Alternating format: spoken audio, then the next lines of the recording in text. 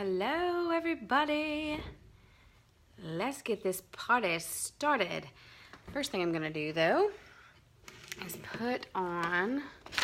fix this before it breaks, and I'm gonna put on my microphone so that you guys can hear me, and then I'm going to make sure that I'm live, and then we're gonna get started. Because again, as if you've heard my lives before, I don't always like to make sure that the party's all populated before I talk, because I should really be able to hear me, because when I do that, then that really kind of is a bummer for those of you that show up on time, and this also too live is just as much for the people that watch the replay. So if you caught my live earlier, then you'll know exactly what I'm talking about, which is HPA axis dysfunction, or what's also known as adrenal fatigue, or heard of as adrenal fatigue, which can then also be talked about as, okay, I'm live. I don't want to see that now. So it can also be talked about chronic fatigue, or pretty much you just feel like crap all the time. We could just even say that. So I was talking about it earlier on a live, and if adrenal fatigue is even a thing, and really I spent a whole life talking about that, so I'm not going to go into detail, but if you have these symptoms, we're going to call this client Mary. So we're going to say that Mary comes to me and Mary says, I have fatigue, I have pain and inflammation, I have chronic allergies, muscle weakness, I have a need for coffee or stimulants in order to function, I have low energy in the afternoon, I get a second wind late at night, causing a wired but tired feeling that makes it difficult to fall asleep. Then she wakes up at like 2 in the morning consistently, waking up in the middle of the night. Sometimes she wakes up with like a pounding heart rate or anxiety. Having poor immunity, which means Mary catches everything under the sun: bronchitis, yeast infections, UTIs, colds, the flu. She catches it all. Mary also has an inability to handle stress and other things, little things. Little things really get her riled up, really get her frustrated, and she has a really hard time bringing herself back down. So that would kind of bleed over into anxiety, or Mary is anxious. Mary also can experience a sense of depression, meaning that there's no real reason that her world should feel blue or down, but she does have this overwhelming sense of heaviness. Let's see, Mary could have brain fog. Mary could have memory issues, dizziness when standing from certain lying positions, shakiness or irritability if she misses meals or is over hungry, or Mary could have like a really hard time recovering from exercise. So this is Mary coming to me, and we discuss, let's say in our free consultation, that Mary is dealing with all of these symptoms. And as a functional diagnostic practitioner, it's always interesting to me that people would want to know, okay, what do you do? Well, this is exactly what I would do with Mary's situation.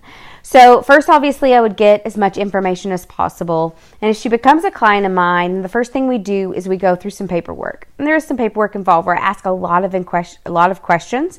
And this is one of the things that your Western medicine doctor doesn't take enough time to do. Of course, you may fill out questionnaires in their office, but oftentimes they're not read, and then the information is not really discussed and rediscussed in their office. So after learning all of these symptoms about Mary, I'm going to find out more about how long this has been going on. What is her diet like? Has she had some trauma? What does her daily stress look like? Does she exercise? How hard does she exercise? There's so many things that I need to find out, that anybody that is doing any kind of diagnostic lab work with you, or any doctor or any practitioner, should take the time to find out from you. So yeah, there's going to be some paperwork involved. So what I do is I ask all those questions, I get all of this information, and then the first thing that I would do with Mary is to get some blood work from her, maybe some that she'd done in the past, because we're going to say that a lot of my clients that come to me have already been to quite a few doctors, and they haven't quite figured out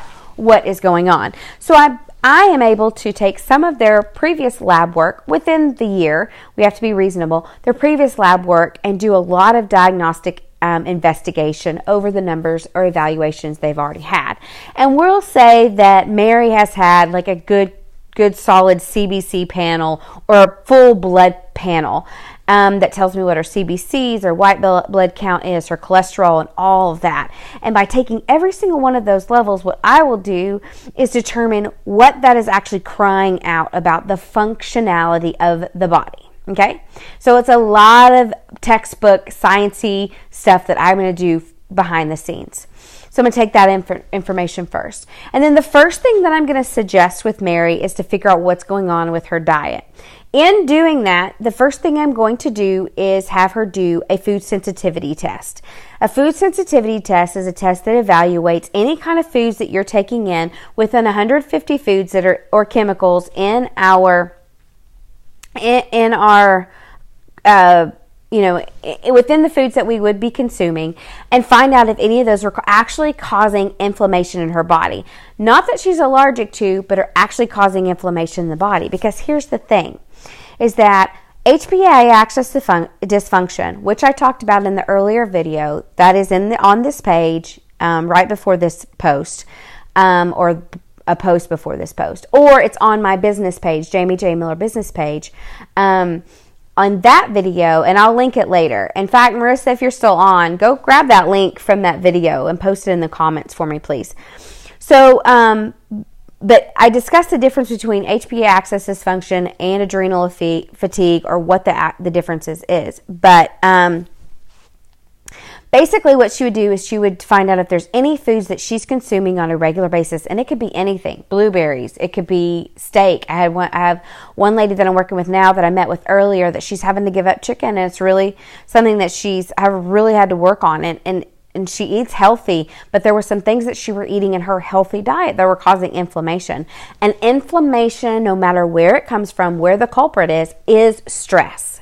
Okay? So high bouts of stress, whether it's something that we're taking in externally, whether it's in relationship or wherever the stress is coming from, high amounts of stress internally, externally, or sometimes that we don't even know about, causes the symptoms that I just talked about at the beginning of this video. So watch the replay if you're just jumping on. So all of those symptoms, which are symptoms of HPA axis dysfunction, are all symptoms of adrenal fatigue. Okay, so Mary could be consuming foods. So we'd find out that first and foremost. What foods is she consuming on a regular basis? Again, some of those foods could be healthy, and we eliminate them, okay?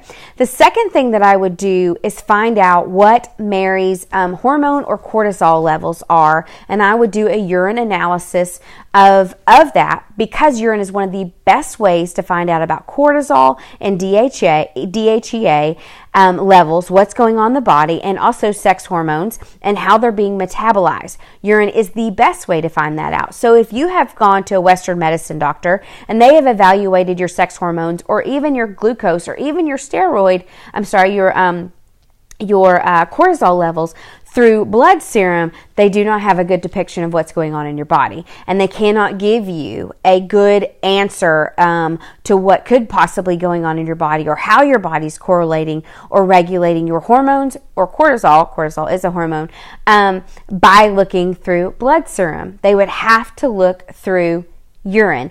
And even still, and I've used saliva tests before, and I do like saliva as well, but if I'm really wanting to evaluate cortisol, then definitely urine would be the way to go. And so I would do a specific test called a Dutch test to find out how your body is actually, how much cortisol your body is making, where it is coming from, and also how it's metabolizing it. So it's a really big indication of how I would help your body treat the symptoms that you're having. And on top of that, we would correlate what is going on, and from there we would start correlate your symptoms with the lab results. So again, your labs are not an end-all be-all, and then your symptoms are not an end-all be-all. You cannot fight symptoms with supplementation. You cannot fight symptoms with just a Western medicine. There's not one out there. It won't work.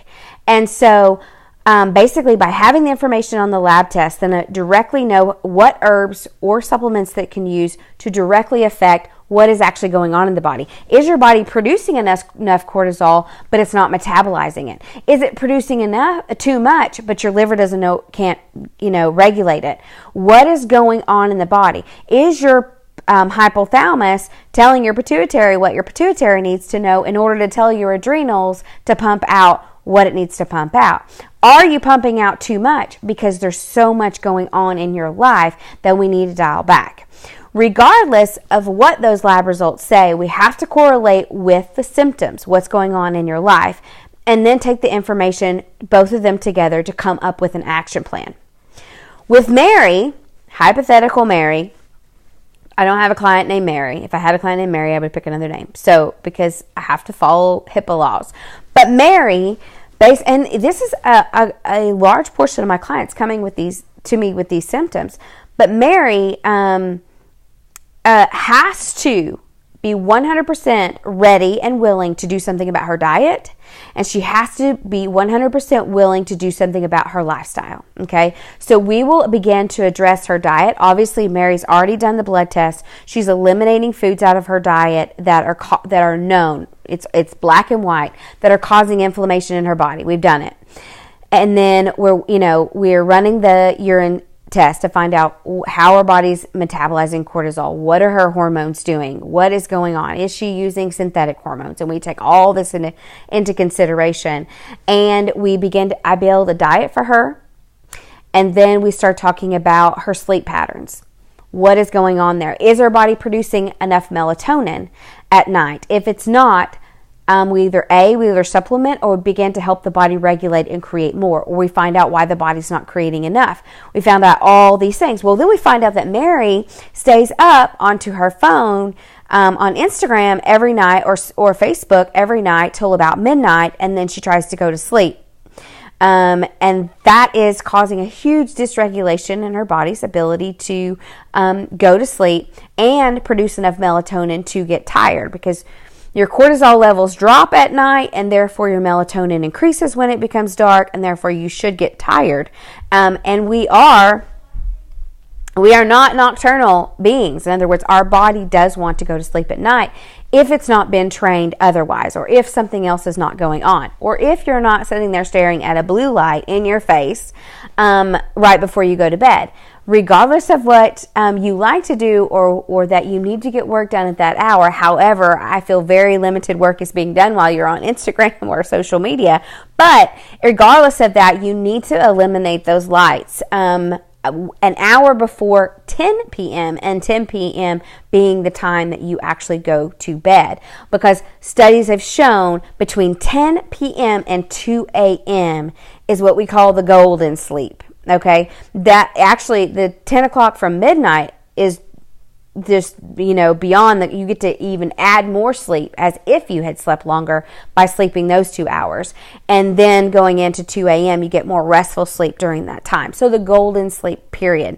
So doing your best and this is what I would have Mary do. We would eliminate the excuses. Why are you staying up late? How can we rearrange your schedule to allow you to get to bed closer to that 10 p.m. mark and get that golden sleep? Do we need to address your melatonin levels, which I would already see on the Dutch test? All of those things are coming into play. And then from there, we would go into talking about, obviously I'm going to be able to see her detoxification mechanisms and see what's going on there as well. And then we would talk about doing some things like that, supplementing with maybe some vitamin D, depending on if she was low, looking at all of those levels, because all of those levels contribute to this one little thing that everyone seems to be calling adrenal fatigue, which is actually, like I talked about in an earlier live, which is actually HPA axis dysfunction, which could actually be a lot of different things breaking down. It means there's a loop, there's a process that is breaking down, and we need to figure out where in the process it's breaking down. But as I said earlier, if Mary is not willing to do something about her diet, if she is not willing to do something about her sleep patterns, and if she is not willing to do about the amount of stress in her life, there is absolutely no way that I can heal Mary, or Mary could heal herself with using, my guidance or my counsel. It won't happen. It won't happen for Mary. It won't happen for Joe. It won't happen for Jamie. It won't happen for anybody. It's not possible. So if you're tired of such symptoms as feeling unrefreshed after getting 8 hours of sleep, but still feeling like you need more, fatigue, constantly fighting fatigue, a need for coffee or stimulants, low energy in the afternoon, all those things that I talked about at the very beginning of this video, not being able to go to sleep or falling asleep and waking up at 2 a.m. every morning, and so on and so on and so on. If you're tired of dealing with those, then like Mary was, then you can come in and you can get tested, and we would start on a program to deal with all these areas: diet, rest, exercise, supplementation, and what was the other one? Diet, rest, exercise, stress reduction, there it goes, and supplementation. So that's exactly what I would have Mary do. We would correlate both the lab results plus the history of everything that she's had done before, because I'm definitely not the first person that she's gone to. Many of my clients have been to doctor after doctor after doctor, and many of them say, I can't believe you found this out usually in the first few tests. And sometimes I do not run all the same tests on every one of my clients. It's all about what they're able to do, what they're willing to do, what they're capable to do, and so many other things. But just know there's not just one thing that causes the dysfunction in your body. You don't just get one label. And there's not one supplement out there that could deal with adrenal fatigue. Even though you hear the supplement industry, loud and clear say, oh, take this and it's going to help with your depression and your insomnia and your anxiety and all this. It's not possible. There's too many factors going on in the body. So the more that you learn about what is breaking down in your body, then not only will you be able to futuristically be able to handle health struggles, because here's the deal, guys, is our bodies are aging and they're processing a very toxic world. And so they're going to continue to break down. So if you don't, and this is not a scare tactic, because whether you go to me or whether you go to somebody else, I don't care. I just want you to get it, that, finding out what is causing inflammation and stress within the body, which you have to do that diagnostically. You can't just go, oh, I've got my wrist swells on Thursday. It must be this. It doesn't work that way. You're finding out what's going on in the balance of your body, hormonal balance of the body, but also bacterially. So the next thing, my next step with Mary, after I get her adrenals balanced, then I'm going to go right into her gut, and I'm going to find out what's going on in her gut. And again, there's other ways to find out, or there's many ways to go about this, but you want to make sure that you find somebody that is going to run the right test, and not only that, give you the right information and give you the right supplementation, because it's not one size fits all. So if you have a specific bacterial overgrowth in your body, there's so many ways to go about it, and you're uniquely you. So what works for you is not going to work for everybody. And so as long as your program is treating you that way, then go with it, whatever program that is for you. So anyways, that is kind of a good way for me to describe how I would deal with somebody that's dealing with these particular symptoms. Again, sometimes that is called adrenal fatigue, sometimes, or many times it's called that, but really that's an oversimplification term that's used to describe HBA axis dysfunction, which is your hypothalamus, your pituitary gland, which then sends signals to your adrenals. And there's a feedback loop happening. And if there's a breakdown in that feedback loop, that breakdown can happen anywhere. And it doesn't necessarily mean your adrenals are where the problem is. Sometimes your adrenals actually are doing exactly what they're supposed to do in the exact way they're supposed to be doing it. But because cortisol is imbalanced or not being metabolized correctly, and you obviously do not know that unless you get the right test. And again, you cannot get good cortisol levels from blood serum. You have to use urine. And somewhat you can get saliva, but it's still not adequate. You'd have to use urine to find out this information. So knowing the right information, knowing what is actually going on in the body, and then and only then, if you're willing to change the diet, because you have to change the diet, if you're willing to do something about the stress that's going on in the body and outside of the body. That means relationships and work hours. If you're doing shift work, if you're, staying up too late, if you're watching your favorite shows at night, all of these things contribute. And only if you're willing to eliminate some of that stress and get good sleep will you actually see a long-term fix to your struggles. So there you go. If you have any questions, as always, I'm going to try really hard to meet up in here on Thursdays. Any questions that you have prior to that, I'll answer on these calls. In fact, someone did say earlier today, they called me and then said, I'm really having a hard time understanding. Well, they were talking about, I thought adrenal fatigue had to do with your cortisol levels. In other words, when you get stressed, that your body produces too much cortisol. So then you hear everybody say, oh, then you're going to get fat because you get weighed around the middle because of your cortisol. Well, not necessarily. It's not quite that simple. It could be a million other things going on. And again, by doing a urine Dutch test, then you find out not only is it free cortisol, is your body producing enough free cortisol? Is it producing not enough? Is it producing too much? And then of that free cortisol, what is actually being metabolized and used in the body? And those numbers are not always the same. In fact, you can have one high and one low.